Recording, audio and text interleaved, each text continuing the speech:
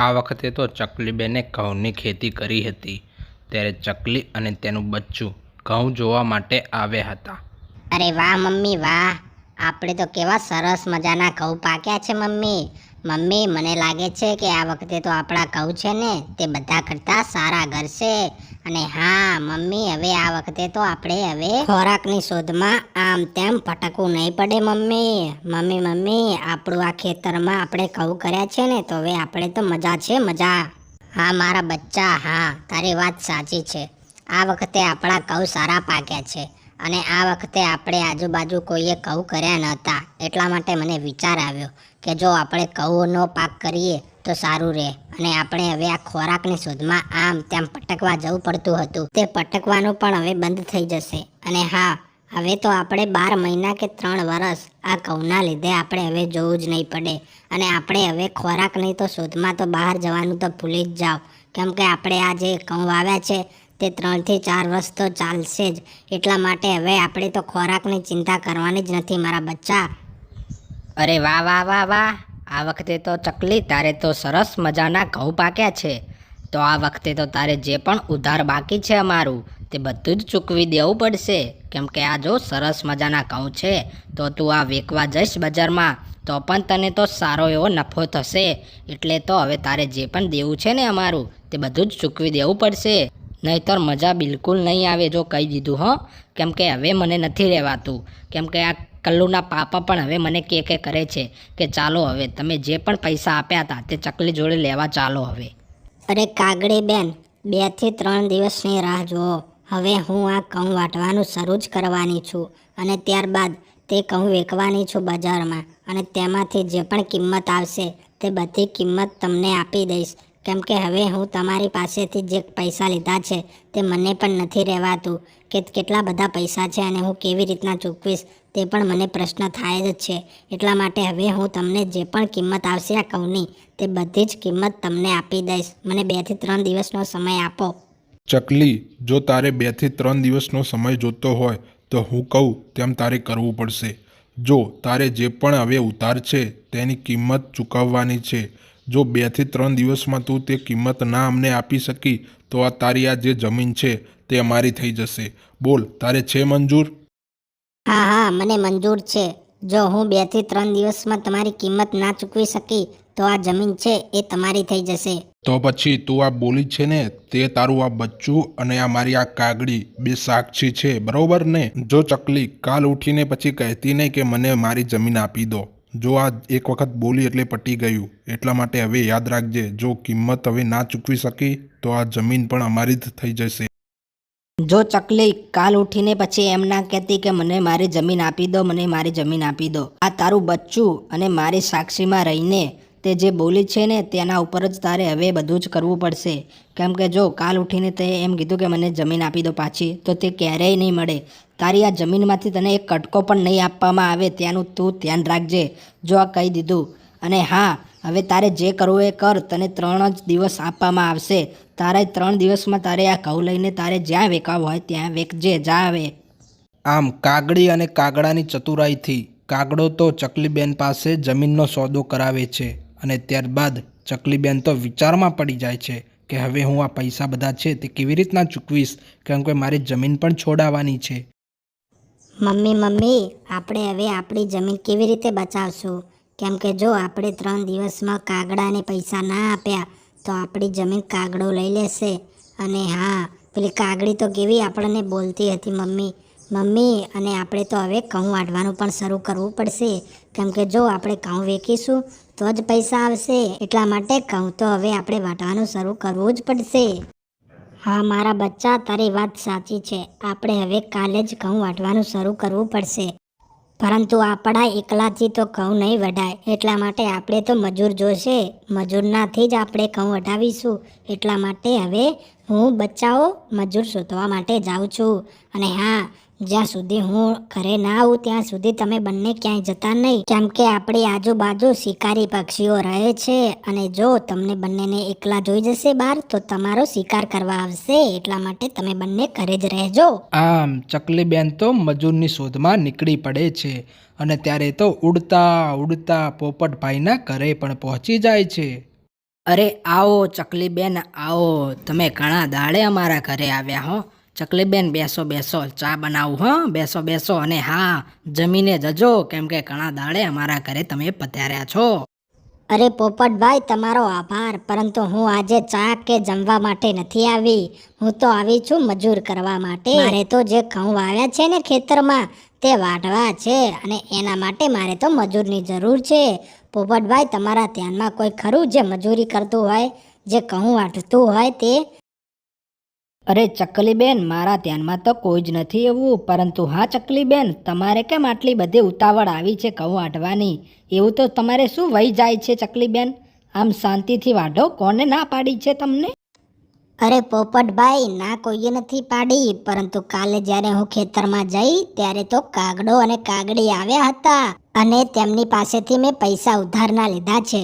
અને તેઓ મારી જમીન જોઈને કહેતા હતા કે ચકલી, તું મારા પૈસા આપી દેજે, નહીં તો આ જમીન અમારી જ છે તેવું માની લેજે. એટલા માટે મેં કહ્યું કે 3 થી 4 દિવસનો સમય આપો. ત્યારે કાગડો અને કાગડીએ મને 3 થી 4 દિવસનો સમય આપ્યો છે, અને જો હું તમને પૈસા નહીં આપું તો તે મારી જમીન લઈ લેશે. એટલા માટે મને થોડીક ઉતાવળ આવી છે પોપટભાઈ. ના ના ચકલીબેન, તો ઉતાવળ કરવી જ પડે. અને હા, કોઈ મારી જરૂર હોય તો મને કહેજો, હું તમારી મદદ જરૂરથી કરીશ ચકલીબેન. હા ચકલીબેન, જલ્દીથી જાઓ અને ઘઉં વાટવાની શરૂઆત કરી નાખો. હું તો કહું છું, જાઓ જાઓ હવે.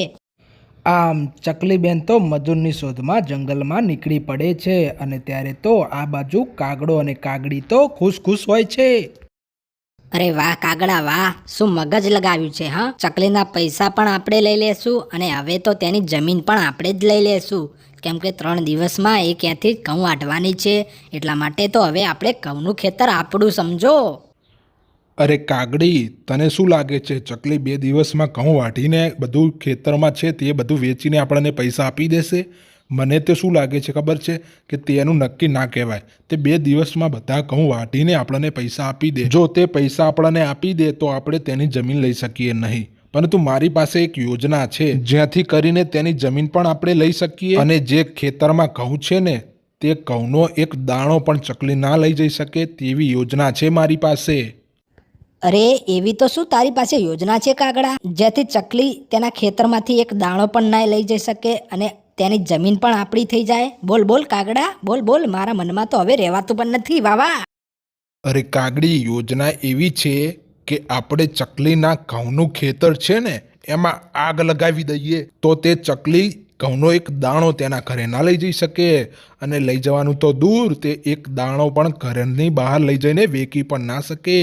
પછી તે જમીન છે ને તે આપણી થઈ જાય, આપણી. તને કેવી લાગી યોજના? બોલ હવે. અરે શુભ કામ મેં દેરી कैसी, ચલો રે ચલો, ચકલીના ખેતરમાં આગ લગાવવા ચલો. ચલો રે ચલો, જલ્દીથી, હવે તો મને રહેવાતું પણ નથી. ચલો ચલો હવે, જલ્દી ચલો. આમ કાગડો અને કાગડી બંને જમીનની લાલચમાં આવીને ચકલીની જે જમીનમાં પાક વાવ્યો હોય છે તેને આગ લગાવવા માટે નીકળી પડે છે. ત્યારબાદ તો ચકલીબેનના ઘઉંમાં તો આગ લગાવી દે છે કાગડો અને કાગડી, અને ત્યારબાદ તો કાગડો અને કાગડી કોઈ જોઈ ના જાય તેની પહેલા ઉડીને જતા રહે છે. આમ જંગલમાં ખોરાકની શોધમાં કબૂતરભાઈ અને મીનુમાસી ફરતા હોય છે. ત્યારે કબૂતરભાઈ આગ લાગી હોય છે તેનો ધુમાડો જોઈ જાય છે. અરે મીનુમાસી, મીનુમાસી, પેલો ધુમાડો તો જોવો કેવો નીકળી રહ્યો છે આપણે જંગલમાંથી. અને હા, અરે મીનુમાસી, મને લાગે છે કે ચોક આજુબાજુમાં જ આગ લાગે છે. અરે મીનુમાસી, આપણે જોવું જોઈએ કે ત્યાં શું સળગ્યું છે. જલ્દી ચાલો ચાલો મીનુમાસી, જલ્દી જોવા ચાલો, જલ્દી જોવા ચાલો. અરે હા કબૂતરભાઈ, હા, ધુમાડો તો કેટલો બધો આવી રહ્યો છે. મને તો લાગે છે કે આટલામાં આજુબાજુમાં જ આગ લાગે છે. અને હા, મને લાગે છે કે એ બાજુ તો ખેતરો છે આપણા પક્ષીઓના. ક્યાંક એ બાજુ તો આગ નથી લાગી ને, કેમ કે એ બાજુ તો ઘઉંના જ ખેતરો છે, અને ઘઉંમાં તો થોડી પણ આગ લાગે ને તો આખું ખેતર સળગીને રાખ થઈ જાય. અને તો એ બાજુ આગ લાગે છે એવું લાગે છે. અને હા, ચકલીબેનનું પણ એ બાજુ ખેતર છે. ચાલો ચાલો, જલ્દી ચાલો. આમ મીનુમાસી અને કબૂતરભાઈ બંને ઉડતા ઉડતા ધુમાડો આવતો હોય છે તે બાજુ જાય છે, અને ત્યાં જઈને જોવે છે ત્યારે તો ચકલીબેનના જ ખેતરમાં આગ લાગી હોય છે. અરે મીનુ માસી આ તો ચકલીબેનનું ખેતર છે અને હા આમાં આગ કેવી ના લાગી. અરે મીનુ માસી આપણે જઈને બધા જ જંગલના પક્ષીઓને કહેવું જોઈએ અને ખાસ કરીને ચકલીબેનને તો કહેવું જ જોઈએ કે તમારા ખેતરમાં આગ લાગી છે, આગ જલ્દીથી ચાલો ખેતરે. અરે કબૂતરભાઈ આ આગ કેવી ના લાગી હવે તે કેવી ના ખબર પડશે? અરે મીનુ માસી તે આગ કેવી ના લાગી તે છોડો, આપણે જઈને જલ્દીથી બધા જ પક્ષીઓને બોલાવવા જોઈએ અને કહેવું જોઈએ કે ત્યાં આગ લાગી છે તો કંઈક ઉપાય આવશે. જલ્દીથી ચાલો જલ્દી ચાલો. હા કબૂતરભાઈ, હા જલ્દી જાઓ ચકલીબેનના ઘરે જાઓ તમે, અને ત્યાં સુધી હું બીજા પક્ષીઓને પણ લઈને આવું છું. જાઓ જલ્દીથી જાઓ. આ મીનુ માસી અને કબૂતરભાઈ બધા જ પક્ષીઓને બોલાવવા માટે નીકળી જાય છે. ત્યારે તો મીનુ માસી પોપટભાઈના ઘરે જાય છે. અરે મીનુ માસી આવો પધારો. તમે ઘણા દિવસે આ બાજુ આવ્યા હો. મીનુ માસી કેવી રીતના ભૂલા પડી ગયા? અને બેસો રોટલા કરો, ચા પાણી કરો. વાહ આજ તો મીનુ માસી આપણા ઘરે આવ્યા છે. વાહ. અરે પોપટભાઈ, બેસવાનો કે પછી જમવાનો સમય જ નથી, કેમ કે પોપટભાઈ જંગલમાં આગ લાગી છે, આગ. અરે મીનુ માસી શું વાત કરો છો? આપણા જંગલમાં આગ લાગી છે? હા પોપટભાઈ, હા આપણા જ જંગલમાં જ આગ લાગી છે. અને હા એટલું જ નહીં, પરંતુ પેલા ચકલીબેનનું ખેતર હતું ને, ઘઉં વાવ્યા હતા તેમાં જ આગ લાગી છે. અરે મીનુ માસી એમ કેવી ના આગ લાગી? અને તમે શું કરતા હતા ત્યારે? અરે પોપટભાઈ, હું અને કબૂતરભાઈ બંને ખોરાકની શોધમાં જંગલમાં ભટકતા હતા. ત્યારે અમારી નજર ધુમાડો હતો તેની ઉપર જઈ, અને ત્યારે તો અમને થયું કે જ્યાંથી ધુમાડો આવે છે ત્યાં જઈને આપણે જોવું જોઈએ કે આ ધુમાડો શાનો આવે છે. ત્યારે તો અમે જ્યારે જઈને જોયું ત્યારે તો ચકલીબેનના ખેતરમાં જ આગ લાગી હતી, અને આ ધુમાડો છે ને તે ત્યાંથી આવતો હતો. ત્યારે અમને થયું કે લાવને બધા જ પક્ષીઓને હવે આ ખબર પહોંચાડી દઈએ. અરે મીનુ માસી, તમારી આ વાત જાણીને મને ખૂબ જ દુઃખ થયું. અને હા, ચકલીબેન તો મારી પાસે સવારે આવ્યા હતા અને કહેતા હતા કે મારા ખેતરમાં જે ઘઉં છે ને તે મારે વાઢવાના છે. તમારી નજરમાં કોઈ છે મજૂર? ત્યારે મેં તેમને ના પાડી હતી. બિચારા હવે શું કરશે ચકલીબેન? મીનુ માસી, ચકલીબેનને કોઈ કહેવા માટે ગયું છે કે નહીં? ખબર નહીં બિચારા ઉપર શું વીતશે હવે આ ખબર જાણીને. અરે પોપટભાઈ, મીનુ માસીને કબૂતરભાઈ કહેવા માટે ગયા છે. અને હવે સારું, તમે બેસો, મારે પણ જવાનું છે બીજા પક્ષીઓને કહેવા માટે. આ મીનુ માસી તો બીજા પક્ષીઓને કહેવા માટે નીકળી જાય છે. ત્યારે તો મીનુ માસી કાગડાના ઘરે જાય છે. અરે આવો મીનુ માસી આવો, પધારો. ઘણા દિવસે અમારા ઘરે આવ્યા છે. અરે ઓ કાગડા, જા જલ્દી, ઠંડુ પડ્યું છે તે મને આપ, જલ્દીથી આપ, જલ્દી જા લેતા. મીનુ માસી આવ્યા છે. અરે કાગડી બેન, અત્યારે રવા દો, ઠંડુ પણ નથી લેવું અને ગરમ પણ નથી લેવું. આ મીનુ માસી તો તમારા ઘરે એટલા માટે આવ્યા છે કે જંગલમાં લાગી છે આગ, એટલા માટે હું તમને બોલાવવા આવી છું. જલ્દીથી ચાલો મારી સાથે. અરે શું વાત કરો છો? જંગલમાં તે પણ આગ? અને તે પણ ક્યાં લાગી છે તે તો કહો, પછી આવીએ તમારી સાથે. અરે આપણા જે આ ચકલી બેન છે ને તેમના ખેતરમાં લાગી છે આગ. તેમનું જે ઘઉંનું ખેતર હતું ને તેમાં જ લાગી છે આગ. અરે શું વાત કરો છો? બિચારી ચકલીબેનનું ખેતર. ઓહો, મને તો ઘણું બધું દુઃખ થયું. અરે મીનુ માસી, મને લાગે છે કે આ વખતે જે ગરમી પડી રહી છે ને તેના જ કારણે જંગલમાં આગ લાગી છે. ચાલો હવે જલ્દી ચાલો. અરે કાગડી બેન, હું તો તમારી સાથે નથી આવતી, પરંતુ તમે જલ્દીથી પહોંચો ત્યાં, કેમ કે મારે હજુ બીજા પક્ષીઓને પણ કહેવાનું છે. તમે જલ્દીથી પહોંચો ત્યાં, જલ્દી જાઓ. આ મીનુ માસી તો બીજા પક્ષીઓને કહેવા માટે નીકળી જાય છે. ત્યારે તો આ બાજુ તો કબૂતરભાઈ પણ ચકલીબેનના ઘરે પહોંચી જાય છે. અરે આવો કબૂતરભાઈ, આવો, પધારો. અરે પિંકી, આપણા માટલામાંથી પાણી ભરીને લાવજે. આ કબૂતરભાઈ બહુ જ તરસ્યા લાગે છે, કેમ કે દૂરથી ઉડીને આવ્યા છે. આવો કબૂતરભાઈ, આવો, અહીંયા બેસો, જલ્દી બેસો. ચકલીબેન, ખાવાનો કે પીવાનો કે પાણી પીવાનો કે બેસવાનો પણ સમય નથી. ચકલીબેન, હું તમારા ઘરે એક ખરાબ સમાચાર લઈને આવ્યો છું. તમારું જે ઘઉંવાળું ખેતર છે ને તેમાં આગ લાગી છે, આગ. તો જલ્દીથી ચાલો મારી સાથે, કેમ કે તમારી ત્યાં જરૂર છે. જલ્દીથી ચાલો મારી સાથે, જલ્દી ચાલો. આમ ચકલીબેનને ખબર મળતા જ ચકલીબેન થોડીક પણ રાહ ના જોતા જલ્દીથી તેમના ખેતર પાસે પહોંચી જાય છે. અરે કબૂતરભાઈ, મેં કેટલી મહેનતથી આ ઘઉં રોપ્યા હતા, અને તેના કારણે મેં કેટલી બધી ઉમ્મીદો જોડી હતી કે હવે તો હું કાગડાને જે પણ ઉધાર છે તે બધું જ ચૂકવી દઈશ. પરંતુ એ ભગવાન, આ શું તને ગમ્યું? અને એ કબૂતરભાઈ, મેં આ ઘઉં રોપ્યા હતા ત્યારે તો મેં કેટલું બધું વિચાર્યું હતું કે મારે હવે 3 થી 4 વર્ષ અનાજની શાંતિ અને ક્યાંય ખોરાકની શોધવા નહીં જવું પડે.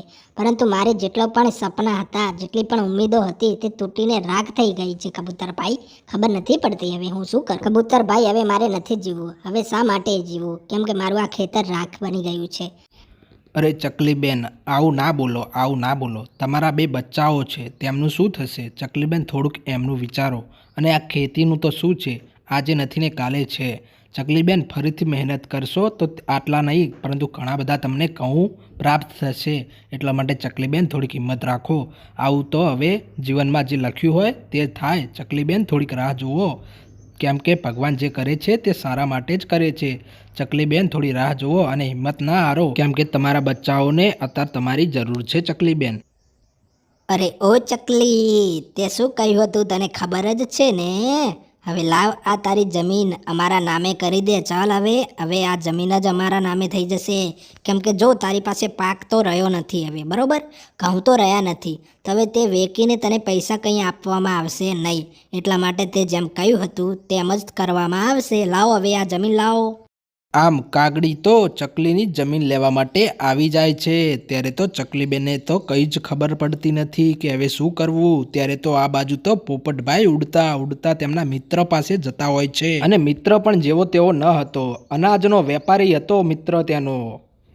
આવો મિત્ર આવો, ઘણા દાડે મળ્યા હો. અલ્યા ઘણા દાડે ભાયા મળ્યા, ઘણા દાડે મળ્યા. અલ્યા હંગાત ભણતા હતા પરંતુ એકે દાડે મળતા નહોતા. ઘણા દાડે મળ્યા છીએ. બોલ બોલ, શું જોઈએ છે તારે? કટ્ટા જોઈએ છે કે પછી 2 કિલો બટેકા જોઈએ છીએ કે પછી મગફળીનું ગોડાઉન જોઈએ છે? શું જોઈએ છે મિત્ર? તું બોલ તો ખરી. તારા માટે તો ગાડીઓ લાવી દઉં. બોલ બોલ. અરે મિત્ર, મારે કશું જ જોતું નથી. મારે તો એક સમસ્યા આવીને ઊભી છે, તેનું સમાધાન જોઈએ છે મિત્ર. તો શું તું મદદ કરીશ મારી? અરે દોસ્ત, તું ભૂલી ગયો કે શું? લોહીનો નતો સંબંધ, આ તો લાગણીની હતી યારી. દોસ્તીના મેં સમ કાધા, એવી ભાઈબંધી અમારી. આવું ગીત રોજ વાપરતા અને આજે તું કહેવાયો છે કે તું શું મારી મદદ કરીશ? અરે દોસ્ત, તારા માટે તો જાન, જીગર અને જીવ કુરબાન છે દોસ્ત. તું ખાલી બોલ, અવાજ કર. તારે શું કરવું છે તેના માટે હું હાજર છું. બોલ. અરે દોસ્ત, મારા જંગલમાં એક ચકલીબેન રહે છે અને તે મારા ખાસ મિત્ર છે. અને તેઓ એક ખેતર વાવ્યું હતું ઘઉંનું, પરંતુ આજે તે બળીને રાખ થઈ ગયું છે. અને હા, તે ખેતરમાંથી એક કાગડાભાઈ છે, તેમની પાસેથી પૈસા લીધેલા હતા. તે તેમને હવે ચૂકવવાના હતા અને તેમ કહ્યું હતું કે 2 દિવસમાં જો તે પૈસા ના ચૂકવી શકી તો આ ખેતર પણ હું લઈ લઈશ. તેવા રીતના એક કબજે કરેલું હતું ખેતર. હવે તે ચકલીબેનને ખબર જ નથી પડતી કે હવે શું કરવું. એટલા માટે મિત્ર હું અહીંયા આવ્યો છું. તે ચકલીબેન હવે તે ખેતરમાં કંઈક પણ વાવશે ને તો તે તારા પાસે આવશે વેચવા માટે.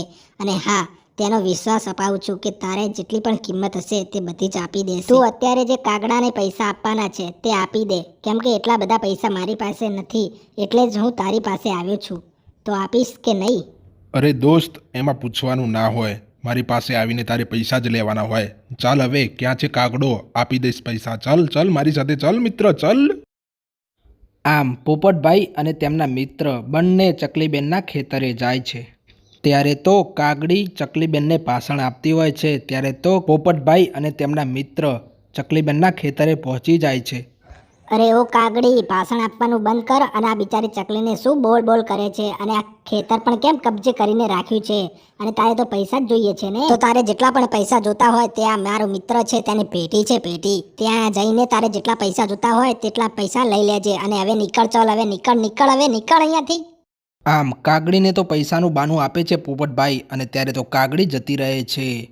પોપટભાઈ, તમારો ખૂબ ખૂબ આભાર. અને આ તમારા મિત્ર છે તેમનો પણ આભાર. મિત્ર, હું તમારા જે પણ પૈસા હશે તે એક ચૂકાઈ દઈશ. મિત્ર, તમારો આભાર. પોપટભાઈ, તમારો પણ આભાર, ખૂબ ખૂબ આભાર. ચકલીબેન, તમારે 1 રૂપિયો પણ આપવાની જરૂર નથી. કેમ કે હવે તમારે જે પણ આ ખેતરમાં પાક થાય તે બધો જ પાક મારા મિત્રને વેચવાનો રહેશે. આ મારો મિત્ર છે અને તેને એક મોટો ગંજ છે અને તેમાં જઈને તમારે વેચવાનો રહેશે. અને હા ચકલીબેન, તમે હવે આ ખેતરમાંથી તમે જે પણ વાવો તે બધું જ તમારું છે. અને તમારે જે પણ હવે કાગડાને પૈસા આપવાના છે તે બધા જ પૈસા મારો આ મિત્ર આપી દેશે. તો સુખ શાંતિથી આમાં તમે જે પણ પાક વાવો તે હવે મારા મિત્રને વેચજો. ઠીક છે પોપટભાઈ, મારા ખેતરમાં જે પણ પાક થશે તે તમારા મિત્રને જ વેચીશ અને બીજે ક્યાંય નહીં વેચીશ. પોપટભાઈ, તમે મને દુઃખમાં આવીને સાથ આપ્યો છે તેનો ખૂબ ખૂબ આભાર અને આ તમારા મિત્રનો પણ ખૂબ ખૂબ આભાર. અને કબૂતરભાઈ, તમે અહીંયા લાવ્યા મને એના માટે તમારો પણ આભાર. આમ ચકલીબેન તો હવે જે પણ ખેતરમાં પાક હતો તે બધો જ પોપટના મિત્ર હોય છે તેમને વેચે છે અને ત્યારબાદ ચકલીબેનનું જીવન એકદમ સુખ શાંતિથી વીતવા લાગે છે.